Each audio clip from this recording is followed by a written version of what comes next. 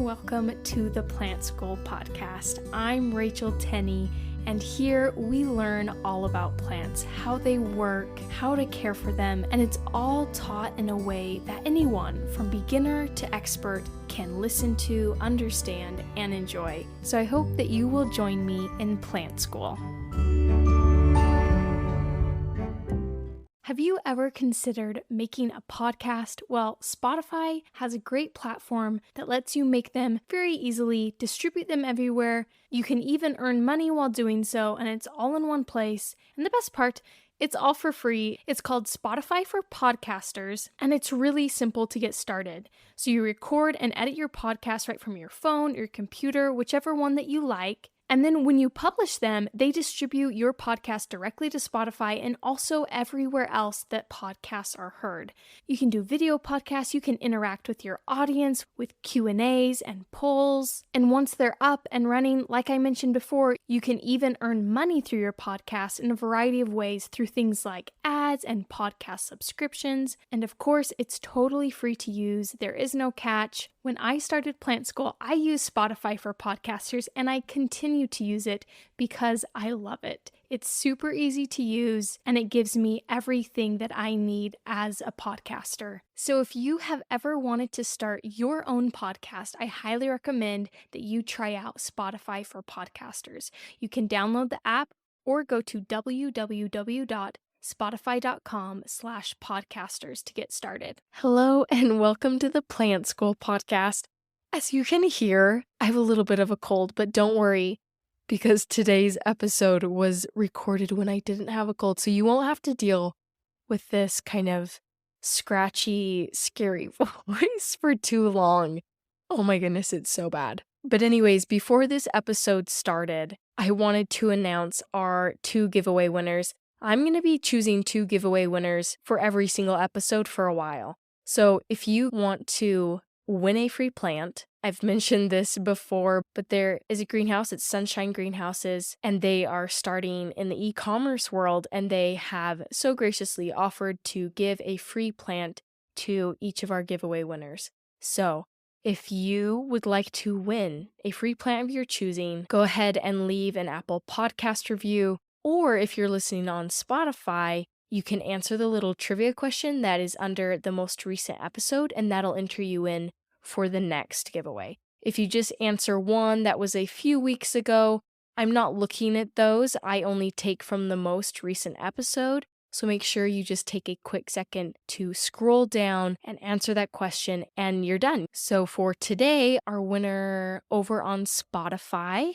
the giveaway winner is Anna Plume. I had asked what was a piece of folklore they learned about the mandrake, and Anna answered that she learned that the mandrake was an ingredient in witches' flying ointment so that they could fly to witch gatherings. And that's completely right. So Anna Plume, if you are listening, go ahead and email me at tenneyplants@gmail.com. That's TENNEY plants@gmail.com. And then moving over to Apple Podcasts reviews, today's winner is HCP. There's a lot of numbers, bear with me. So it's HCP 7118566. And they wrote, "Great Planty podcast. I love this podcast, especially the care guide episodes. Learning the history and meaning behind each plant is fascinating." So if that was you who left that review, go ahead and reach out to me at tenneyplants@gmail.com, and we will get you set up with a free plant. And again, if you want to win next week, because we are going to be doing these every single episode for a while, go ahead and just answer the question if you are listening on Spotify. And if you're listening on Apple Podcasts, go ahead and leave a review. I take one from each of those platforms because those are the 2 main platforms that I have seen that people listen on. Today's episode, the interview I did was so much fun. I got to talk with Jarema. She just came out with her book. It's called Moon Garden, A Guide to Creating an Evening Oasis. And she shared so much fun stuff about how to create a moon garden, whether you're a beginner or maybe you have heard about it already. For me, I was very new, and it was so fascinating to learn about. I hope you guys enjoy it. This is kind of another fun bonus episode for the Halloween season. Anyways, for all of you who do celebrate Halloween, I hope you have a great time going out I know I'll be out with my kids trick-or-treating, and it's so fun to get to relive it through a child's eyes. So I'm looking forward to it too, and I hope you guys enjoy the holiday as well. Without further ado, here is my interview with Jarema. Welcome to the Plant School podcast. Today, I am so excited. We have Jarema here with us today. She is a landscape designer, an interior plant designer, as well as an author. She just came out with her book. It's called Moon Garden, and that's what we're going to be talking about today. But before we get into that, Jarema, would you just give us a brief introduction of who you are, how you got involved with the plant world, and yeah, we'll go from there. Great, absolutely. Happy to be here. My name is Jarema, and I am the founder and designer at Dirt Queen NYC, which is a landscape design and interior plant design company based in Brooklyn, New York. We love creating gardens for both indoor and outdoor spaces, and we try really hard to bring nature for our clients here in the city. I started out about 7 or 8 years ago when I was in a career shift of sorts, working in the art world as an artist assistant. I was feeling stuck and I wanted a change, and I loved working with plants and propagating plants with my mom. And that was my hobby at the time. And I thought, how wonderful would it be if I could just work with my hands full time, in the dirt, growing plants. And I was able to start my business that way. I love that your mom kind of brought you into it. I feel like that's kind of how I found my love of plants, was my mother largely played a role in that as well. So with your book, Moon Garden, to be completely honest, I had never heard of this concept before of moon gardening. And so I just finished reading it today and was reviewing it and absorbing everything because it was something so new for me, but it was so much fun. So for our listeners, they might be in the same shoes I was of not knowing. So, what is moon gardening? Well, I'll say that moon gardens are spaces that are designed to be enjoyed in the evening. So traditionally, gardens are designed to be, out in the daylight, and you're planting all kinds of beautiful colors and flowers. But moon gardens are spaces that focus on having night blooming plants and night fragrant plants. And it's a whole world of nocturnal activity that is really exciting, with nocturnal pollinators coming out at night, like moths and bats. You'll discover that when you're in your garden at night, there's a lot happening that you never even conceived of during the day. Yeah, and a question to go like right along with this, and it's something that I feel like I always ask, probably because of this podcast, and it just makes me analyze everything. But why should someone even consider creating a moon garden? What are like the benefits? What's the purpose of it? There are a lot of benefits to having a moon garden. They are a great space to decompress after a long day of work.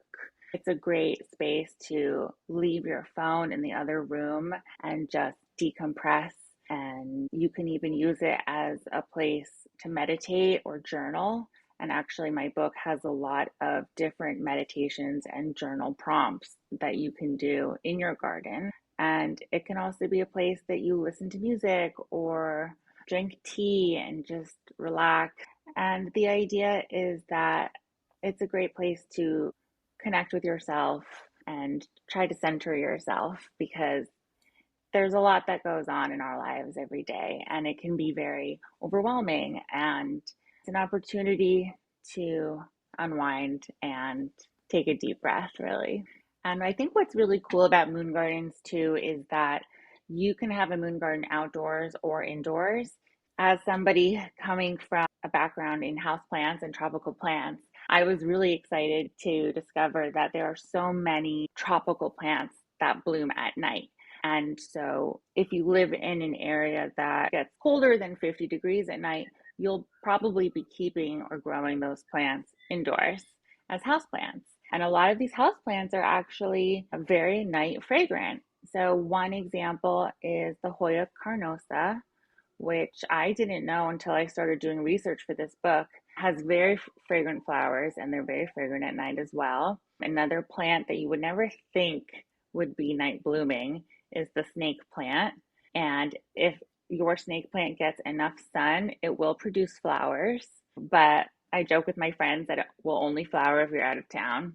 Every time any of my friends have had a flowering snake plant, they've been out of town and have missed it, but they always get photos from who's ever plant sitting. Yeah, so those are two plants that I was surprised to find out are night blooming, but there's a whole section in my book about night blooming houseplants. Yeah, and as I was reading your book, speaking of, I was just so impressed because you're going through how to create a moon garden. And for a lot of people, they might read it and think, oh, well, I don't have a space to do that. And then seriously, the next chapter was how to do it indoors. I'm like, this is amazing because you know this, you're in a big city. A lot of people are in apartments, they don't have space. And to be able to do it indoors on a smaller scale and to have those benefits that you mentioned, I think is really wonderful. I loved one of the things you talked about. It just helps you be mindful. Having a moon garden. And as I was walking around last night, this was like an unintentional moon garden. My neighbor's house had a lot of dandelion seed heads, and they're very shimmery in the moonlight. And it was beautiful. And I would have never noticed if I hadn't been reading your book. And so I took a moment of this is really pretty. I know my neighbor didn't mean to do this, but it's really pretty out here in the moonlight, and I'm gonna take a second to enjoy this because I don't have my own right now. I would love to. But I think just that whole thing of being mindful, of journaling, of slowing down is just a beautiful thing that a moon garden could bring into your life. So I really love that. Okay, so you mentioned we can do this inside in a smaller space. So what would you say the steps of going about to create a moon garden are? So if you want to create a moon garden indoors, first you want to think about your background. You want to have your house plants that have darker green foliage to contrast the plants that you'll be bringing in, the shimmery plants that you'll be bringing in for your moon garden. So like a fiddle leaf fig or a lot of snake plants or ZZ plants, these can help create that lush dark green backdrop that you will want for your moon garden. And then you'll want to start thinking about layering in front of those dark green plants with lighter color leaves and petals. So for example, any plant that's variegated is great for a moon garden. Any plant that has silver foliage, like a scindapsus, is a wonderful plant and shimmers in the moonlight. And you want to think about plants like it's with white flowers or yellow flowers or anthuriums. You want to stay in the color palette of whites, pale pinks, silvers, pale purples, and grays. And all of these colors will help evoke the moon in your garden as well. Another thing I'll say is using hanging plants in your window is really great for a moon garden, especially plants like pothos, especially scindapsus, moonlight trubay. These make beautiful plants to hopefully catch some moonlight in your window. Yeah. Listen to the 48 Hours podcast for shocking murder cases and compelling real-life dramas from one of television's most watched true crime shows. Go behind the scenes of each episode with award-winning CBS News correspondents and producers in Postmortem, a weekly deep dive. Listen to 48 Hours wherever you get your podcasts. Reading through those different recommendations that you pointed out in your book and the ones that you've mentioned, they're ones I had never thought of in that way, of how they might shimmer in the moonlight. I also love how these design principles that you probably use every day really shine through and in teaching people how to create their own moon garden of, the layering, the different textures, and all those different principles that work together to create a beautiful space. So for someone who's just starting a moon garden, say they aren't feeling super confident, do you have maybe like a few plants that you would recommend them starting with that might be easier to take care of and kind of create that space for them? Yeah, absolutely. Well, I've mentioned several times Scindapsus because they're just a perfect example of a plant that is really low maintenance. It can tolerate a wide range of light and it will still always have that silver foliage. So that is a must-have. Of course, it's not pet friendly. So if you happen to have a dog or a cat, then you'll want to hang it from a planter or a hanging planter or on a higher shelf and just keep those vines trimmed so that your pet can't eat the leaves. Snake plants are great for moon gardens as well. They're really compact. They're the easiest plant to take care of. They don't take up a lot of space and they will produce those afternoon and evening blooms. Hoya carnosa, as I mentioned earlier, is another wonderful plant for fragrance. Actually, air plant, lancias, and Spanish moss in particular are also night fragrant, make wonderful plants for a moon garden. You can hang those on a wall, you can have them in a terrarium. There are a lot of different fun ways. You can actually even just hang Spanish moss off of a branch of a larger tree, and it'll give you some shimmer and some silvery gray texture and some night fragrance when the flowers are in bloom. Those are all pretty easy, I would say, for a beginner. And I think if you have indirect bright light, I think orchids are actually really easy to take care of. You just want to avoid watering them too much. Water your orchids once every, 2 weeks even. And that might be all your orchid needs, along with a little bit of air circulation. And they make great flowers because they are just always blooming. Yeah. And out of curiosity, what was your first experience creating your own moon garden? Was it indoors or was it outdoors? It was indoors because, like you, I don't actually have outdoor space and I would love to have it. While I was researching the book, I was growing my own indoor moon garden while I was also collecting some night blooming plants at some of my friends' homes in their outdoor spaces. I started collecting plants like angel wing begonias and snake plants, Dieffenbachias, ficus starlights. I'm just looking around my room because I have a lot of different varieties here. Syngonium variegata is one of my new favorite ones. And all of these plants definitely reflect the light at night, and they're so much more noticeable in the moonlight. And on cloudier days when you can't see the moon or there's too much light pollution, that's okay. You can still create the moon garden with some soft lighting and candles and different fragrances. You can create an altar in your moon garden and just have it be a sort of sacred space where you can do all kinds of rituals or journaling. So that's the other benefit of an indoor moon garden is it doesn't really matter what the weather is like outside. You can always enjoy it inside. I love that. And I know one point of your book talked about how to kind of bring others into your moon garden for them to enjoy the space and how to even throw little parties. Is that something you would say that you could do for your indoor moon garden? And how would you incorporate that? Yes, absolutely. So a lot of the book is sort of encouraging people to think about their lives in sync with the lunar phases. One way that you could have a fun gathering in your moon garden is by throwing a full moon party. And it's even more special if you throw it on a super moon when the moon is really bright.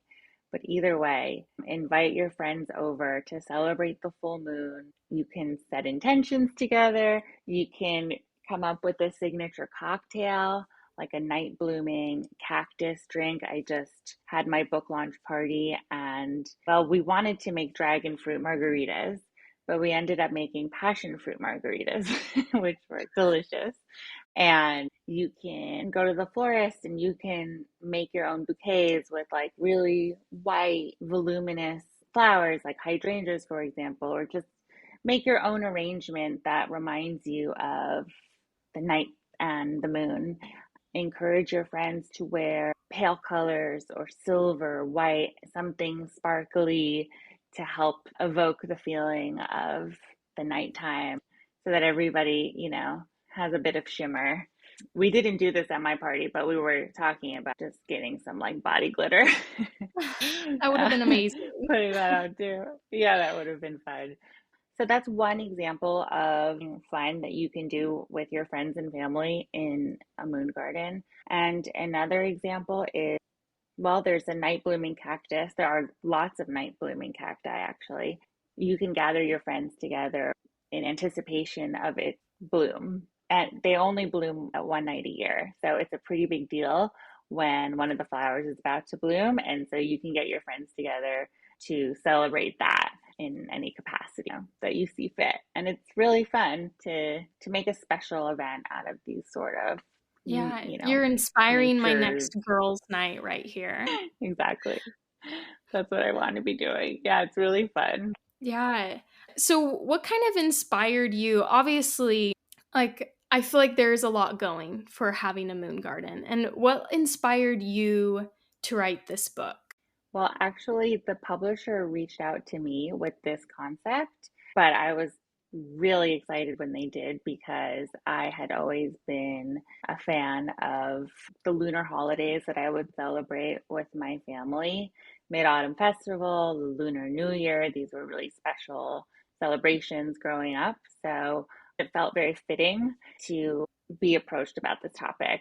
And once I started, and I just was totally intrigued by all of the different night blooming plants and nocturnal pollinators and ways that, well, in my gardening practice, planting with native species is really important too. So thinking about how can we design moon gardens that are also very eco-conscious and habitat friendly was another really interesting angle for me to take as I wrote the book. There was a lot to draw inspiration from, and there's a lot to continue to learn about moon gardens as well. Yeah, I'm so grateful that your publisher did come to you and ask because it's such an insightful book. It was a really fun read and it made me want to start one. Just the fact that it can inspire mindfulness around plants, like that's my jam and I love that. And also, people on the Plant School podcast, you'll appreciate this because with every care guide episode that I do for houseplants, I always start with the history of that plant. And you started with the history of moon gardening. And I so very much enjoyed reading that, kind of seeing where it came from and how it has kind of continued to this day. I really did enjoy it. So I'm so glad that I'm sure it was a lot of work, but Jarema, I'm so glad that you did. Thank you so much. That means a lot. And if people want to learn more about you and your company, what you're up to, and also where to get your book, where can they find that? What are your social handles for us to keep up with you? You can follow me on Instagram at DirtQueenNYC, and you can order the book on Amazon, Barnes & Noble, bookshop.org, everywhere books are sold. You can also order it through my website, which has all of those links, and my website is dirtqueennyc.com. And that's about it. Yeah. Awesome. And I've been following you and it's a fun Instagram to follow along. Such beautiful designs. And then it's also just very informative and fun. Jarema, I appreciate you coming on the podcast and sharing with us all about moon gardening. Thank you so much for being here and for listening to the Plant School podcast. I hope that you will join me for our next episode. And if you would like to support this podcast and keep it going, there's a link down in the show notes of this episode where you can donate to this podcast. And I really appreciate all that help. Or you can go to my merch store, which is also linked in the notes of this episode. And you can find some really cool plant-related shirts and stickers. And if you want to support the podcast but spend no money, feel free to share it with a friend, leave a review. All these things greatly help me out and allow me to keep doing this. Again, thank you so much for listening and for being here at the Plant School podcast.